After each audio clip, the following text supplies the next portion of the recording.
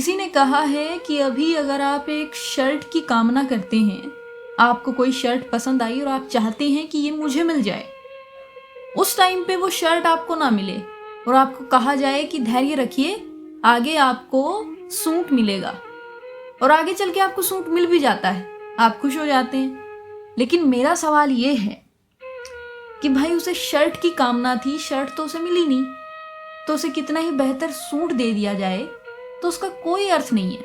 और यही एक पीड़ा, एक वेदना दिनकर जी के मन में भी उभरी होगी जब उन्होंने इस कालजयी रचना, इस सबसे सुंदर रचना, इस कविता को लिखा होगा, जिसका नाम है रह जाता कोई अर्थ नहीं।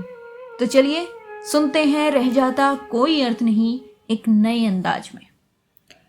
पहली ही लाइन में वो कहते हैं कि नित जीवन के संघर्षों से जब टूट चुका हो अंतर्मन, यानी जीवन में आप संघर्ष कर कर के थक गए, आपको किसी ने कहा कि धैर्य रखिए, आपने धैर्य धारण कर कर के भी आप थक गए, तो उसी पे कहते हैं कि नित जीवन के संघर्षों से जब टूट चुका हो अंतर्मन, तब सुख के मिले समंदर का रह जाता कोई अर्थ नहीं।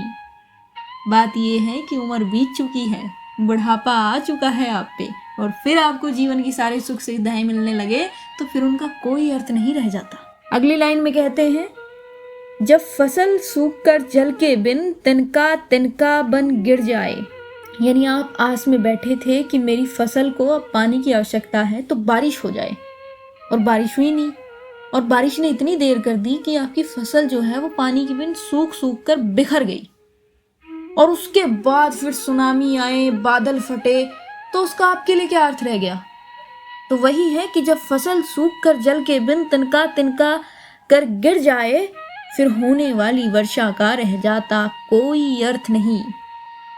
अगली लाइन में कहते हैं, संबंध कोई भी हो लेकिन यदि दुख में साथ न दे अपना, यानी आपने दुनिया भर के संबंध बना रखे हैं, किसी ने एक आवाज लगाई, आप दौड़े दौड़े चले जाते हैं, वहीं आप 10 आवाजें लगा रहे हैं तब एक इंसान आ रहा है, तो फिर उन 10 संबंधों का क्या अर्थ रह गया आपके लिए। तो वही वो कहते हैं कि संबंध कोई भी हो लेकिन यदि दुख में साथ न दे अपना, फिर सुख में उन संबंधों का रह जाता कोई अर्थ नहीं। अगली लाइन जो हर किसी के जीवन से संबंधित है, कैसे मैं बताती हूँ।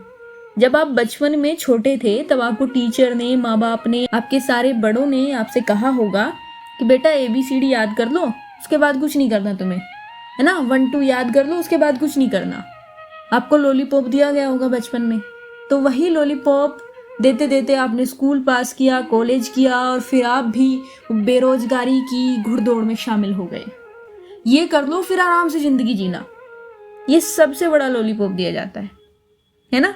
उसी पे रामधारी सिंह दिनकर कहते हैं कि छोटी छोटी खुशियों के क्षण निकल जाते हैं रोज यहाँ, फिर सुख की नित्य प्रतीक्षा का रह जाता कोई अर्थ नहीं। अगली लाइन में कहते हैं, मन कटुआनी से आहत हो, भीतर तक छलनी हो जाए।